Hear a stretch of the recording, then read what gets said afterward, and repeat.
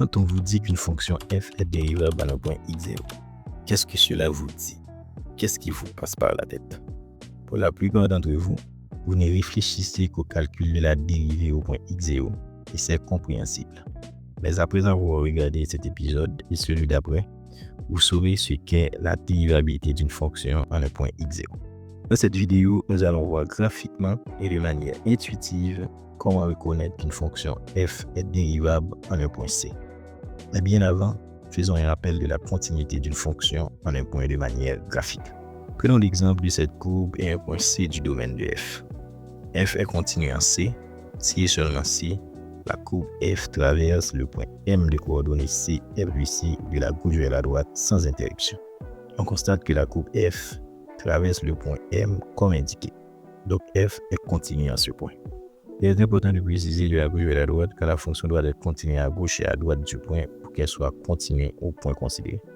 Par exemple, la fonction f n'est pas continue au point A et B car elle n'est pas définie à gauche de A et à droite de B.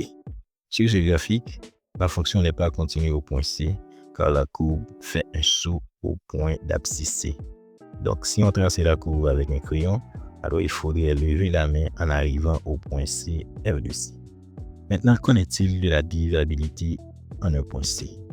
Une fonction f est dérivable en un point C si d'une part, la courbe f traverse le point M de coordonnées C, F de C de la gauche vers la droite sans interruption. En d'autres termes, la fonction est continue en ce point. Et d'autre part, elle ne forme pas d'angle en ce point. C'est-à-dire qu'en ce point, la courbe ne doit pas changer de direction ou de sens brusquement. Elle ne doit pas constituer un pic ou un creux ou encore une sorte de pointe en ce point. L'exemple classique d'une fonction continue au point x égale à 0, mais non dérivable à ce point, est la fonction valeur absolue, dont la courbe a la forme suivante. Vous remarquez tout d'abord que la courbe traverse le point 0, 0 sans interruption, mais elle forme un angle à ce point. Il y a un changement brusque de sens. Il y a un creux. La courbe a une pointe à ce point.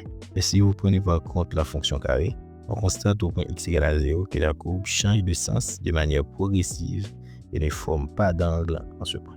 Une autre façon de voir cette question de dérivabilité en un point graphiquement, c'est de regarder l'approximation de la courbe au voisinage du point considéré.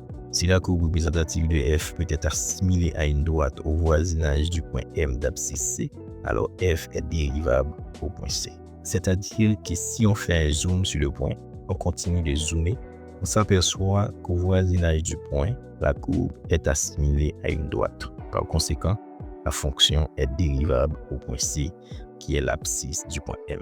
En revanche, si on fait un zoom sur ce point A de coordonnées 0, 0 de la fonction valeur absolue, on s'aperçoit qu'aussi près que l'on s'approche du point A, la courbe ne s'apparente pas à une droite. Donc, on conclut que la fonction f n'est pas dérivable au point x égale à 0, qui est l'abscisse du point A. Voilà les amis. Maintenant, vous pouvez reconnaître graphiquement si une fonction est dérivable ou non en un point x0 de son domaine. Dans le prochain épisode, on donnera une approche géométrique de la dérivabilité d'une fonction en un point. Allez, restez connectés.